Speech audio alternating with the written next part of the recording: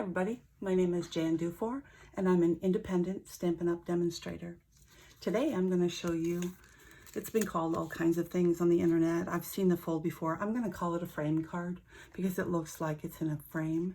But it's also a fun fold or fancy fold card because it flips up like this, then like this, and then opens up like this to reveal a message. So I'm going to show you first. Actually, I'm going to put it away. When I make my cards, I always put them in a clear envelope. I get mine from clear bags, and I make sure I get the kind that has the strip of adhesive on the bag itself and not the flap, because that way you can take your card in and out and it doesn't damage the card. Also, by keeping it in a cover like this, I think they cost like 3 cents a piece. It's really not expensive, or maybe even less, I'm not sure. But as I store them in my hello ones or birthday ones or whatever, as you flip through them, you can really damage the cards and then they're not good anymore. So I always keep them like this. For today's project, I'm going to list out all of the sizes of the cuts that you need. Don't worry about writing them down. I'll have the description below. I'll also have a Word document that you can download if you want to go ahead and print it. It'll look like this, and it is two-sided. All right, so the very first thing you need is real red, and that's going to be a quarter sheet, which is 5.5 by 4 1/4. Then you also need a smaller one that is a 4 1/4 by 2 3/4. Then you need some scraps. You may only need, depending on what set you're using, what background piece you're using, and the color combinations that you're using, you may only need a scalloped oval from the double oval punch. Because of how busy this is and how like she disappears, I decided to go ahead and use a punch for some background color. You could use an oval punch. You have to be aware of how big it gets because you're also going to be putting this down at the bottom. So obviously there is a scrap piece of real red cut with the scallop part of the oval punch. And then you need a piece of white for the oval punch. You need a piece of white for the insert, which is 5 by 3 3/4. Then on the Daffodil Delight, you need to have one sheet of 8 by 5 1/4, and it's scored at 4. So it is smaller than a normal size so that it can fit on the quarter sheet. Okay, and then for the DSP, you need one cut at 4 by 2 1/2, and then you need a 3 1/2 inch square. And I'm going to show you how to cut that because that's not the final cut, but I wanted to give you some tips on how to cut that. We actually want this cut at the diagonal. Some people may go crazy because that's going to present your mushrooms at an angle. I think it looks cuter that way. As you look here, they're kind of slanted. If that upsets you, then you're going to have to cut the square on the diagonal to get them to be going straight. But when you're trying to cut from one end to the one corner to corner, I place the first one on the cut line, and then I rotate the bottom until it's also on the cut line. And then you just cut it corner to corner. You also need to score it, so make sure you don't cut it, but you need to score it. And I'm going to tell you it's like a funky guess, in between 1/4 and 1/2, a little less than, let's see, that would be 3/8. It's a little bit less than that, so it's kind of a guess. Don't stress out about it. It doesn't really matter when it comes to the card itself. It's not something you need to focus on.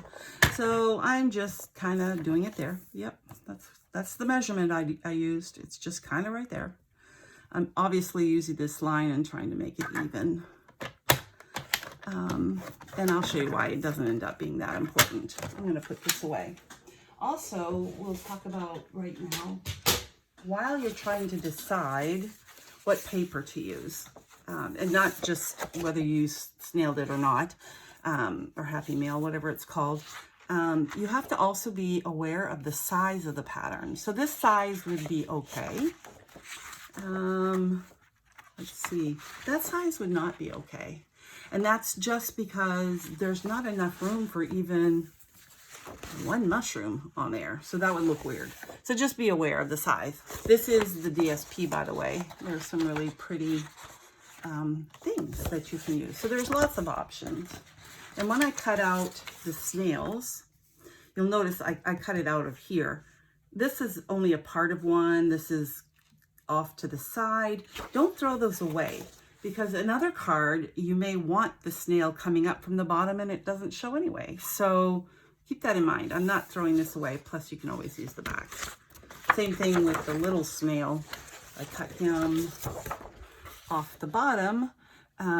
But, well, I wouldn't use just the eyes, but him coming in on the side, maybe it kind of works. Don't throw it away. All right. Now let's start assembling. First of all, cut out all your pieces. And again, remember, I've got the measurements for you down below. We're going to first stamp with real red on our oval. And I chose to use the Hello because it's a small one and it came from the same stamp set. And I try not to mix too many stamp sets together because I realize even though I have lots of stamps, not everybody does. So there's my Hello, and it's a little high. So we're going to flip it over. That's why it has two sides. Just for me. Oh, that's better. All right, so we're going to put that. Oops, and we're going to close this up before I end up with paw prints all over the place. And I'm going to go ahead and glue it. Oops, bring my glue here where I can reach it.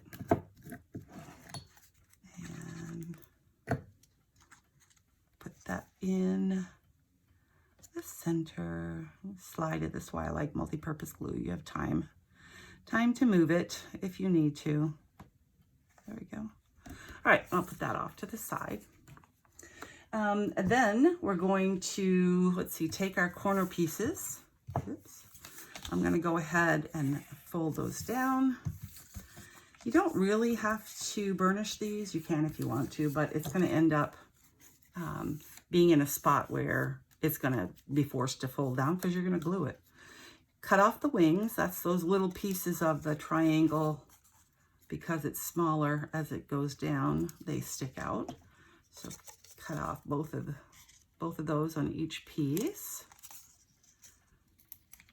And then we'll do what I usually do, which is try for the basket, but it could end up on the floor. Alrighty. Then you're going to take your yellow piece and you're going to glue it on the back of the yellow piece, just here. The yellow, what am I saying? Daffodil Delight. Here's why I say it doesn't really matter where you get it. It's a rare occasion when you can get it absolutely perfect. I did it once out of 6 cards. And I still couldn't, even with that, know what the measurement was. So I'm just trying not to get too excited about it. I'm going to put a little bit, you know, when I put the other cards together, you couldn't even tell. It's a little bit too much. All right, so I'm going to put it on the back of this, try to center it. And there may be a little bit of overlap. I'm going to show you right there. And that's okay, because that's going to disappear later. And I don't really want any glue in here, so I'm making sure it's not glued on that part of it. I'm going to leave that open. And I'm going to, pardon my arms in the picture, but I'm going to wipe my hand of the glue. And then I'm going to take the other one. And I'm going to put a little bit of glue there, maybe a little bit less than last time, and put that down at the bottom. Again, you're centering it. It's going to be a little off, just a little short, or just perfect, depending on how lucky you are. All right, so I put that down on there and fold it down nice. And then while I've got it open, I'm going to go ahead and put, oh, you know what? I didn't cut this down right. This is a first layer, and this is really a second layer. So I'm going to take off a quarter from 2 sides. And that will make it so that I have a border on the inside. I cut a couple pieces for a different card, and I was thinking I had it right, but the measurements on the instructions are correct. I wanted to have a little bit of a border. So while I have it open, I'm going to go ahead and put a little bit of glue. My fingers are still sticky. All right, I'm going to put that down. All right. And while I have it open, I'm just going to stick my little guy right down in the corner. So he's there to smile at the person who opens this up. So that goes closed, and then the flaps go up, or down rather, depending on which end you're on. So then I'm going to go ahead and put that on the base, which is why I said it didn't matter if you burnish these, because they're going to get glued down. So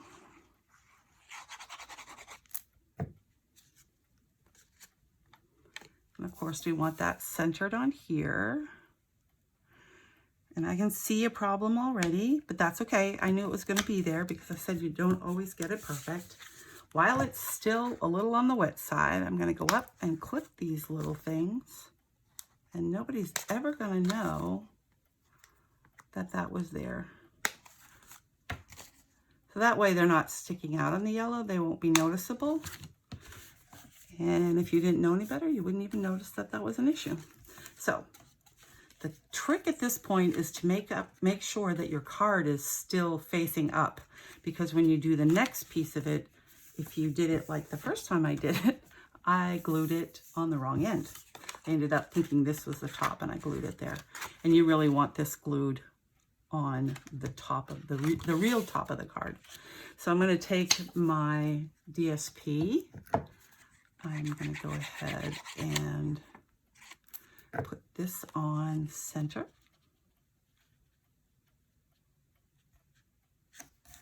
Whoops, that's not center. That is, all right. And while I'm gluing, I'm going to go ahead. Now, again, the reason I even used the punch, which is the very lovely punch, oh, very lovely punch, is because she kind of disappears into the background. Now you'll notice, I didn't actually cover the whole thing, but you have to be mindful that if your circle is so big to enclose all of it, there's not going to be room for the sentiment. So I'm going to go ahead. This is enough to make her stand out. Kind of focus it more on the bottom and the sides and not worry about the top. She's kind of hanging over there. Now I went ahead and glued this down. You could use Stampin' Dimensionals on both pieces. I don't like to overdo that, so I'm just gluing her down. I call her a her because she's got curly eyelashes. She doesn't really have to be a girl, although the boy one does have a blue body and no eyelashes, so I think you'll have to forgive me for calling her a her. And then we're going to pop the hello up down here. And again, I would just check to be sure because I did it wrong once. And then you're going to be gluing this here. And you're going to say, well, how do I know exactly where to put it? Just make all four sides of the frame even. Again, one time I got it so that it was perfectly lined up, the edges with the edge of this and the corner of that, but that didn't happen again. What did I just do? Okay. I'm trying to talk and do this at the same time. So what am I doing? I am taking the glue off. Because you don't want the whole thing glued down. Then it won't open up. That was goofy. If you follow me at all, you'll find that I am indeed goofy. So what I'm going to do just for speed, if I let this dry, it would no longer be stuck. But this is the Embossing Buddy, which puts out baby powder. We don't sell it anymore, but you can buy it at a craft store. Anything that dispenses powder, which is what this white stuff is. It also smells good. And they have different kinds. This is like I said, the old-fashioned embossing buddy. And it does do powder. I also have some Mrs. Grossman's. She's not even alive anymore. This is when stickers were first popular. And then I have another one that comes in a shape like this. But however you get it, baby powder off your baby's changing table would work as well. But I just made it so that it's not sticky anymore because I goofed up. So let's go back to here. Really, all you want is glue on the bottom part of this. That's all. It doesn't have to be a lot. Now, you can go ahead and center this. Now, I can go for putting it right on the edge, but of course you'll notice I have to put it up higher in order for this edge and this edge to be the same size. So, no worries. Then we'll lift it open and press a little bit more. That glue will dry. It won't even show. It'll be a solid red.